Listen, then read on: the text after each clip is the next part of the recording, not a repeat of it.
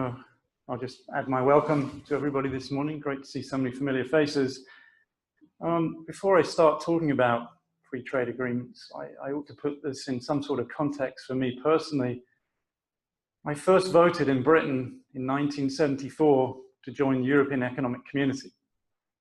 I then paid the price when I went to college for 6 years of having the European Union rammed down my throat by all the professors of economics who taught me. And then when I was a professor in the UK for nearly 10 years, up to the late 1980s, all we ever talked about was the common agricultural policy of the European Economic Community. So when I was lucky enough to come to the US in 1989, I was part of a big trade project here at Ohio State. Everybody was getting really excited about the North American Free Trade Agreement, NAFTA. I said, I'm just not interested in studying free trade agreements. The economic theory was thrashed out in the 1950s. Pretty much as economists, we know everything we think we know about the benefits and costs of these things. So I find it somewhat ironic in the latter stages of my career that the most important talk that I appear to be giving now on the road over the next 6 months is going to be about free trade agreements. So, plus, Brexit gives me nightmares. I'm not going to talk about Brexit today, but if you have any questions about that, I'll be happy to answer those, especially in light of a second cabinet minister being forced to resign yesterday from Prime Minister May's government, was a major Brexit supporter. So if you want to talk about that, feel free to ask me questions. So first of all, I'm going to talk about the current status of free trade agreements that the US has negotiated. Just to remind you, free trade agreements are a block of countries, and that is the correct spelling, by the way, that cooperate to reduce trade barriers. And the important thing about free trade agreements compared to a customs union, which is what the European Union is, members maintain their own external, what we would call the WTO tariffs. So the US has its own tariff schedule against the rest of the world, likewise Canada and Mexico. So right now, the US has 14 free trade agreements. I've just given you a few examples of the well-known ones. NAFTA was signed in '94, CAFTA, that's the Central American Free. By the way, if you work in this area, you have to learn every acronym that you can possibly imagine. Central American Free Trade Agreement, CORUS, that's the Korean-US Free Trade Agreement, about which we've been hearing a little bit as we're thinking about how to deal with North Korea. So currently this accounts for 20 trading partners, and I've given you some examples here: Australia, Canada, and so on. That's not the whole list. And at the moment, as you know, TPP, the Trans-Pacific Partnership, which was signed in October 2015 by the previous administration, has not been ratified. That was one of the first things President Trump did when he came to office, was to back away from the Trans-Pacific Partnership. And the other biggie, the Transatlantic Trade and Investment Partnership, that's with the European Union, is essentially on hold. And I would point out, it's not just the US that's been backing away from this. This is not particularly popular in Europe right now, especially in countries like Germany that are having to focus on the refugee crisis rather than expanding the extent to which they're involved in international economic integration. So our current FTA partners represent 10% of global GDP and 6% of the world's population. But they pack a big punch in terms of export markets. By 2015, our FTA partners, free trade agreement partners, accounted for 43% of US agricultural exports compared to 29% in 1990. Just to show you a quick graphic, the FTA countries are that sort of brown mustardy colored line there in the middle. Notice that our share of exports going to the rest of the world has actually declined over this period. But importantly, you'll see on the bottom there the significant growth in the share of agricultural exports taken by China. So even though I'm not going to talk about China today in my presentation, it's important to understand that beyond free trade agreements, our trade relationship with China and the possibility that we start a trade war with China would have a significant impact on another one of our major agricultural export markets. So under free trade agreements, US ag exports have enjoyed either immediate reduction in tariffs or a tariff phase out, as we had in NAFTA with Mexico, or improved market access via what are known as tariff rate quotas, or TRQs. A tariff rate quota is essentially a combination of a minimum level of market access negotiated during the Uruguay round of the WTO with an in-quota tariff and an over-quota tariff. I've written extensively about TRQs. I don't want to bore you with the details, so if anybody wants to ask me technically how these things work, we can save that for a cup of coffee, or maybe we can go for a beer tonight, and I can bore you stupid. So we've also, so 1990 to 2015, this whole period, we've increased the share of US exports to FTA partners for all major products. This graph here tells a pretty good story there. Grains and feeds, dairy, poultry, beef, pork, fruits and vegetables. And among all the commodities, US corn exports to our free trade partners have shown the most dramatic growth rate. It's clearly in corn. And this has largely been driven by the fact that Mexico and Canada have expanded their TRQs, their tariff rate quotas, and we've seen the eventual elimination in 2008 of all trade barriers by Mexico to corn imports under the North American Free Trade Agreement. Since NAFTA implementation, US ag exports to Canada and Mexico have quadrupled. $8.9 billion in 1993, $38.6 billion in 2015. That's the number you're seeing put around by all the lobby groups thinking about the NAFTA negotiations. I've seen those numbers on national websites, in the newspapers, etc. Canada is the #1 market for US agricultural exports. And Mexico is now the #1 market for US corn, soybean meal, poultry, and as of this year, it's the #1 market for pork exports. It's actually larger than Japan. It's just taken over the position from Japan. So let me say a little bit about the key features of NAFTA. It's actually structured as 3 bilateral regional agreements, all tied together under this thing called NAFTA. There's a bilateral between Canada and the US, and that actually predates the signing of NAFTA. CUSTA, another acronym, the Canadian-US Free Trade Agreement, was signed in the late 1980s, preceding NAFTA. We have a bilateral with Mexico, and Canada and Mexico have their own bilateral. So tariff elimination under CUSTA was concluded in the late 1980s, but it's important to remember that with respect to our trade with Canada, and I think some of these issues are coming up in the NAFTA renegotiations, and they certainly came up in the negotiations over the Trans-Pacific Partnership. The US still has tariff rate quotas on dairy imports, peanut imports, and sugar imports, and perhaps most importantly, as you probably all know in the room, Canada has a very extensively managed dairy, poultry, and eggs sector. That has been a major issue in trade relationships with Canada. There was hope that the Trans-Pacific Partnership might relax some of that, but it's not clear where that's going in the NAFTA negotiations, at least from my standpoint. Under NAFTA, with respect to Mexico and the US, no products were excluded from the liberalization. And many of the tariffs were eliminated immediately, or they were phased out over a period of 4, 9, or 14 years. So pretty much we have free trade in agricultural, the major agricultural commodities as of 2008 with Mexico. So we've seen a significant real value, increase in the real value of intra-regional trade. And by that I mean exports plus imports. It's expanded by 233% between 1993 and 2013. Just to give you a graphic here, this is not the clearest graphic. The blue line, the dark blue, the solid blue line, that's US exports to Canada. So they dominate. And then the lighter blue line, that's exports to Mexico.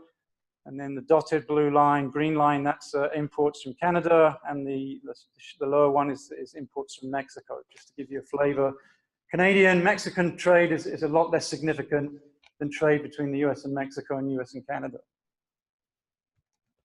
Yeah. Can you help me understand why Canada is such a large receiver of agricultural products from the US? It's mostly in processed agricultural and processed foods. It's more at the value-added end of the chain rather than the commodity end of the chain. It's not just raw commodities. No, it's actually our top export market for processed food products. Does that answer your question, Alan? Okay, good. So this is what economists love, especially trade economists. Specialization has allowed extensive integration of North American agricultural markets. And Here's a quick couple of pie charts. On the left-hand side, you see, this is just for US-Mexican agricultural trade, but I think this tells a pretty interesting story. The left-hand side is US agricultural exports to Mexico, 2016, worth $18 billion. You can see what's dominating trade or exports by the US to Mexico. Oilseeds, grains, and meat products. That's dominating our exports. On the other side, in terms of our imports from Mexico, what dominates imports is vegetables and fruit. That accounts for, what, 46% of US imports from Mexico. As a trade economist, if I was teaching a trade course, I'll just step away from the microphone for a couple of minutes. I'd have a little matrix up. I'd have US, Mexico, and I'd show you how we have a comparative advantage. We're better at producing corn and other grains and other oil seeds, and we do better at that. Land intensive, capital intensive, technology intensive, whereas fruit and vegetables, Mexico has the climate and it's very labor intensive. So they're very good at doing that. So let me talk just a little bit more about those two things. What's driven Mexico's huge increase in its demand for animal feeds, grains and oilseeds in particular? It's been driven by their increased demand for feed and also for food, in particular meat. So here's a quick graphic here. This is the USDA numbers that went up to 2014, I believe. The dark blue line, that is Mexican pork and poultry production. And the right-hand axis gives you millions of metric tons by carcass weight. And on the left-hand side, you have million metric tons of exports of feedstuffs to Mexico. And you can see they're pretty well tracking that over time. You might ask me, why was there dip here?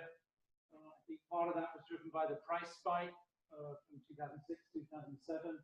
And then you had the US drought here, conditions in 2013. Mexico started importing a lot more feedstuffs from Brazil to some extent, and a little bit from Argentina.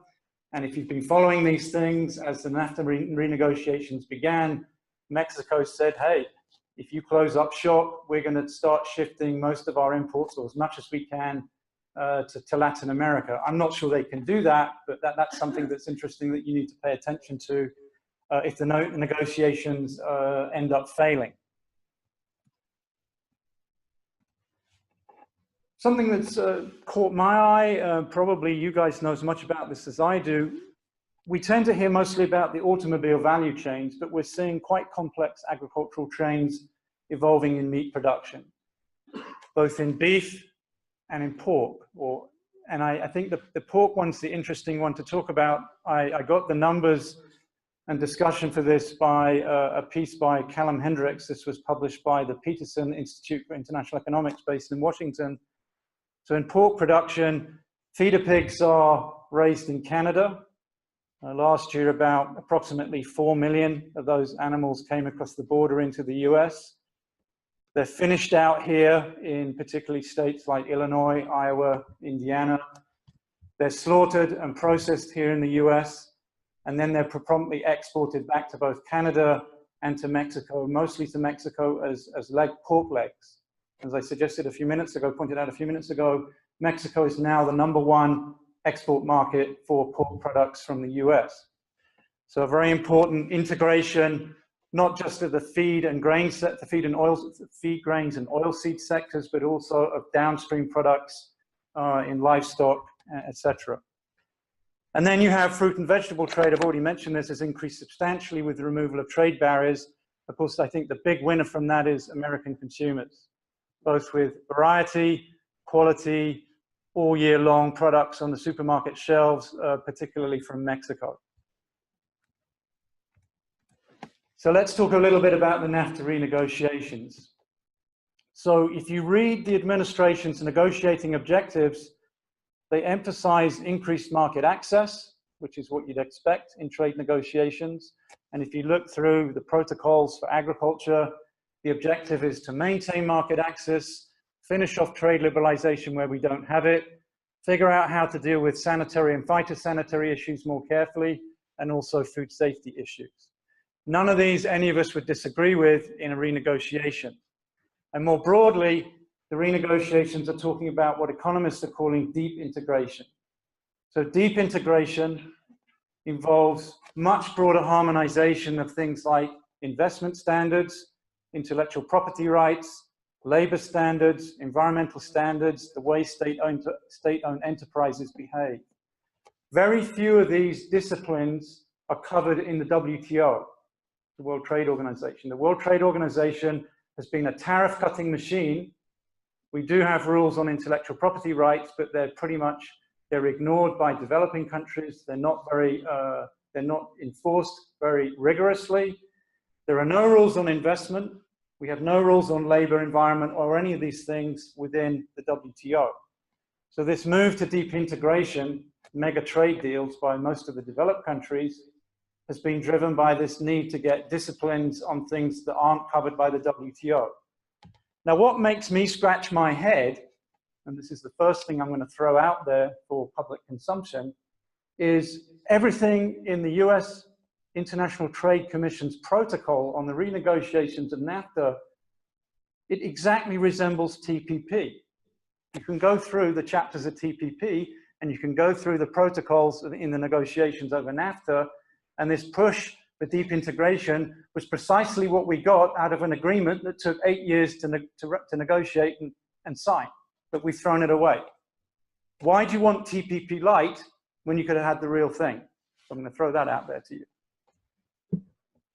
NAFTA renegotiations. I think there are potential gains from deeper integration. There are no economists out there saying NAFTA was a 25-year-old agreement that needed some work done on it to make it deeper, to update it. It never had any protocols on digital trade and the role of the internet. You know, President Clinton, President Bush signed side deals on labor and the environment, but I don't think they were very tough. So we could get some additional gains from this renegotiation. But I think if the negotiations go west, this poses the risk of much higher trade barriers in North America. Essentially, NAFTA, outside of the EU, is the most integrated free trade area in the world. It accounts for 1/4 of global GDP.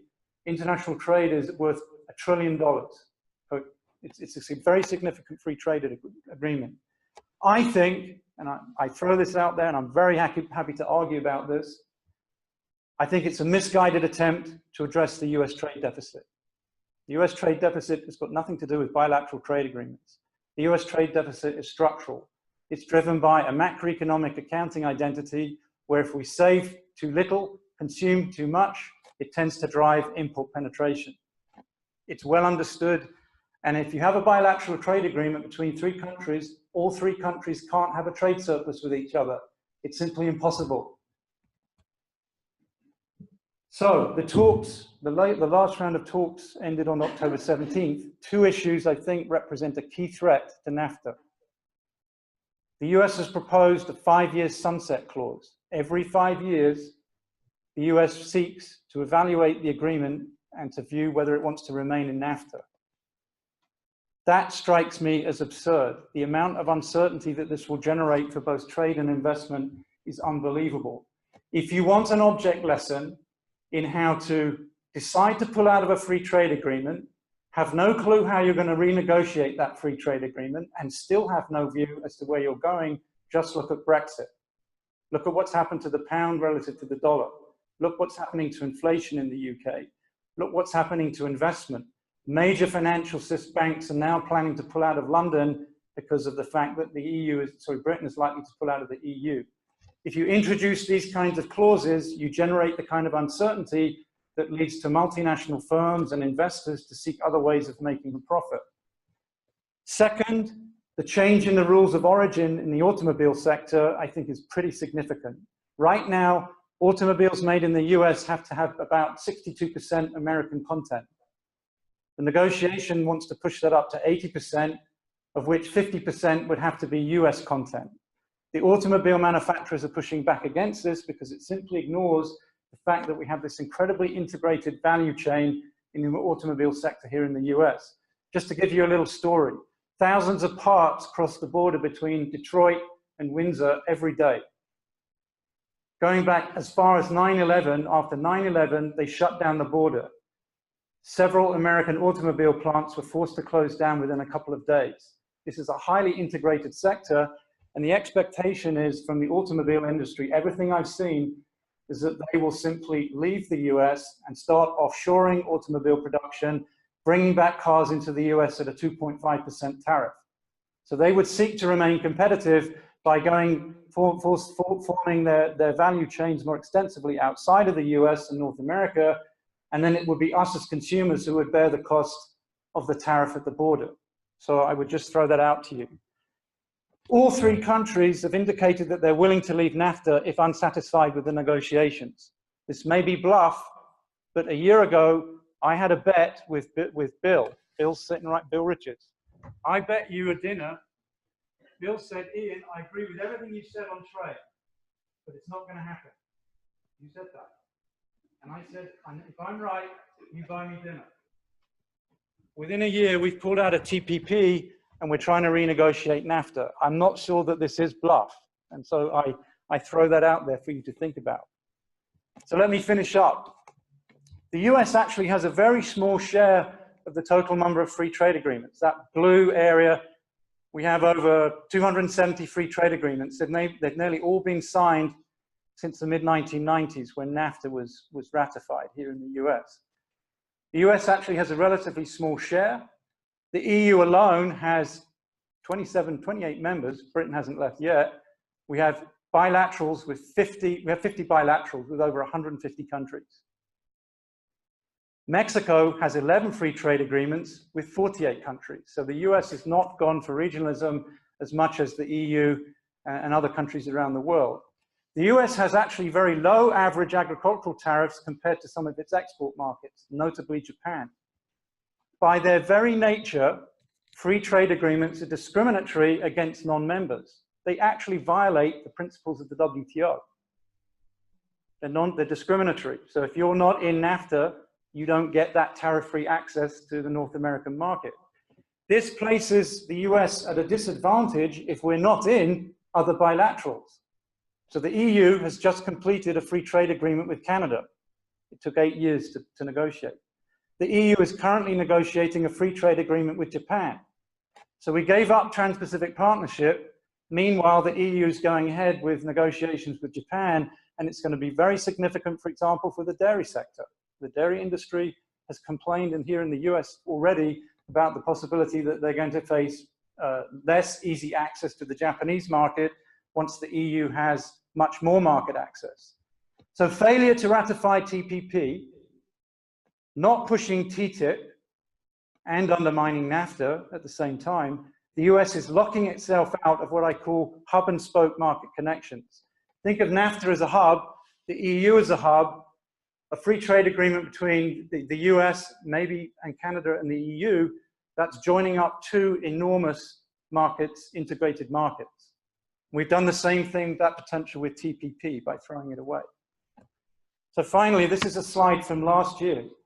I don't often bring slides from the previous year, but I couldn't not bring this one to show you what we've probably thrown away by not signing TPP and not continuing to negotiate TTIP. So by 2025, TPP was expected to increase US agricultural exports by $2.8 billion, a 33% increase in US market share. Those are data from USDA, and the US would have been the largest winner in agriculture, unambiguously looking at the data. So that's what we've thrown away. That's just the one-time benefit of TPP being signed. Most importantly, we would have gained market access to a country or countries where we have no FTA, notably Japan. Japan, we have tried for 25, 30 years to get increased market access to a highly protected agricultural sector in Japan, in the WTO, and we've never succeeded. Japan was willing to cut back agricultural protection quite significantly under the Trans-Pacific Partnership. The EU has taken advantage of that because they know Japan is willing to do that in exchange for greater access for the Japanese to the European automobile market.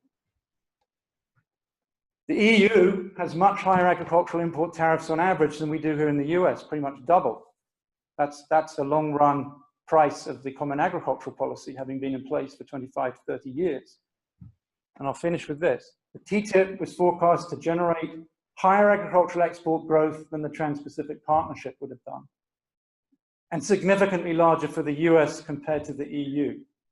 And TTIP, I think, would have addressed a number of key agricultural issues that have been sitting on the table, either in the WTO or out there, causing frictions between the two groups. One, genetically modified crops.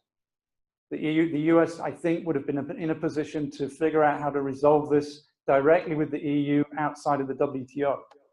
Secondly, food safety issues. And I think this would have been significant for US exports, or could still be. Now, if you read the British newspapers, you'd think TTIP was terrible, because all they grumble about, oh my gosh, we're going to get chlorine-washed chicken flooding our market. And the discussion about the possibility of signing a free trade agreement with the US, Britain that is getting a lot of criticism right now in Europe, in the UK. So I'm going to finish by saying agriculture has definitely benefited from the free trade agreements that we've been members of, and we've thrown away the potential to join two major free trade agreements, TPP and TTIP, which I think would have significantly benefited the US ag sector, including Ohio. From that point, I'll finish.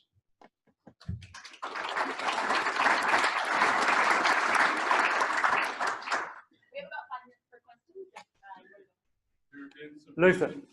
There have been some recent elections that point to a Democratic tendency. And it could happen to Congress, could happen to the presidency. Would you be willing to speculate what's likely to happen to these trade agreements if the Democrats get back into Congress and the presidency again? I probably should say no comment, but When have you ever said that? Mr. Peanuts. Actually, Alan Lyons and I were talking about this as we came over this morning. Carl in the room. Carl could probably answer this question better than I. Given candidate Clinton's position on free trade agreements, and given the basis on which President Trump was actually elected, I think it's unlikely that we're going to see a big pullback from concerns about free trade agreements, even if Democrats get elected to Congress. I think there'll be other issues that they're going to be focused on.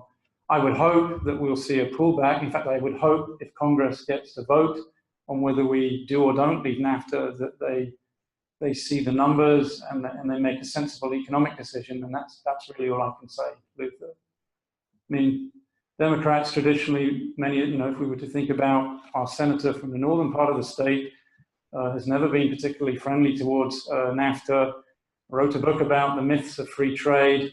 I'm not sure that he's going to change his position just because more Democrats get elected to the House or to the Senate in the 2018 midterms.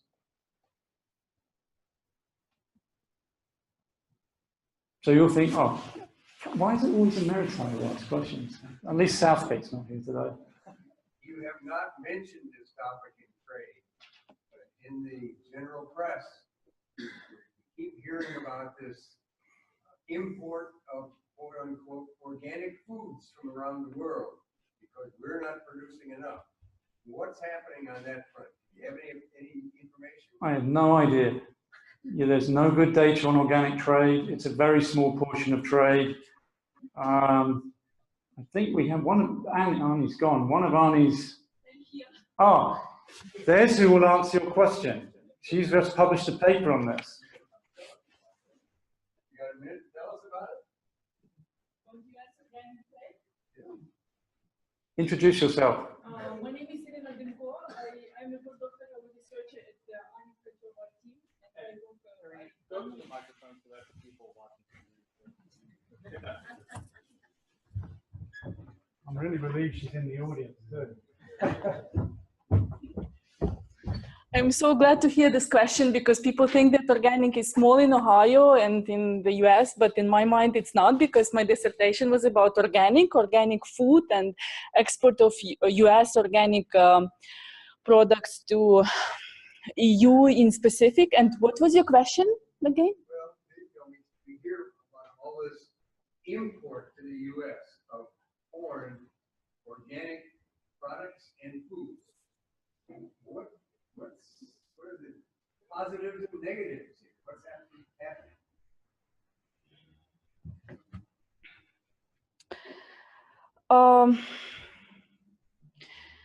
Well, when the big problem here is that we are not producing enough. And if you look at the US organic acreages, they don't increase over time. But consumers here, they want to consume organic. And that's why we see this big increase in imports. And especially this increase is driven by organic feed demand here. In order to sell organic, you need to feed the organic milk, you need to feed the cow organic feed. And this is the main portion of organic imports. And main increase in organic imports is for organic soybeans and organic corn. And it's skyrocketing. It's unbelievable. If you look at the map, it's like 4 or 5 times in just a couple of years. And it's mostly from Turkey. Turkey is exporting a lot of, it's 70% of US organic corn and soybeans is exported from Turkey. And I'm from Ukraine, and Turkey buys part of this corn and soybeans from Ukraine, but they still export it here. And there have been a couple of agreements to make this trade easier. Again, because demand is so high here and nobody is producing organic. I mean, not enough. It's not like nobody, but not enough to feed this demand.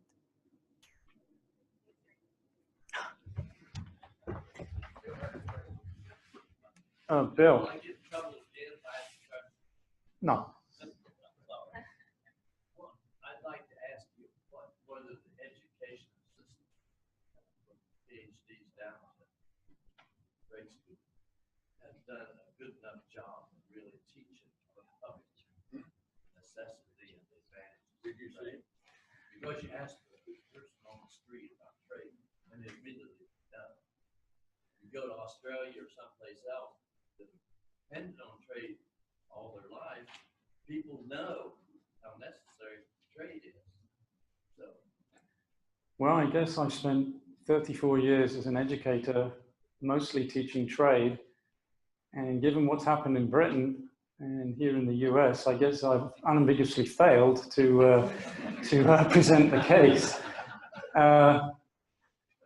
You know, we know that there are no reputable studies out there that show that trade has had negative costs in the sense net negative costs.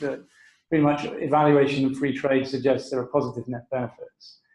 And the stories tend to be dominated by the pain caused in the import competing sector. And you don't hear so much about what goes on in the export competing sectors. And perhaps most importantly, you know, there are lobby groups who support the export sector. There are lobby groups that support the import competing sector. But I've yet to meet the lobby group that represents you and I as consumers who truly benefit from free trade in terms of our increased GDP per capita and increased purchasing power. To give you one statistic, and then I'll jump off and let the next person up to the microphone. Typically, economists believe that the benefits of free trade to consumers were evenly spread across consumers. It actually turns out, if you look at the data, the biggest consumers of traded goods are not people at the top end of the income distribution. It's people at the bottom end of the income distribution. So if we do back away from NAFTA, if we do back away from these other free trade agreements, and maybe start a trade war with China, some of the very people that these policies are designed to help in terms of bringing back jobs to the US may lose out because prices go up quite significantly in the supermarket and in Walmart or wherever you buy your electronic goods. It turns out that the bottom part of the income distribution spends significantly more of their income on goods that are traded as opposed to non-traded services than those at the top end of the distribution. And that's the piece of the story that we as consumers are very diffuse. We don't form a very good a lobby group. You don't see people marching in Washington saying, hey, we've got to keep the WTO because it's great for consumers. Okay, so that's my answer to your question. I think economists have done the best they can, but of course, we tend to be a bunch of pointy heads, right, who aren't always very good at communicating with the lay public. Do you still owe me dinner, Bill? Okay, thank you. I'm looking forward to it.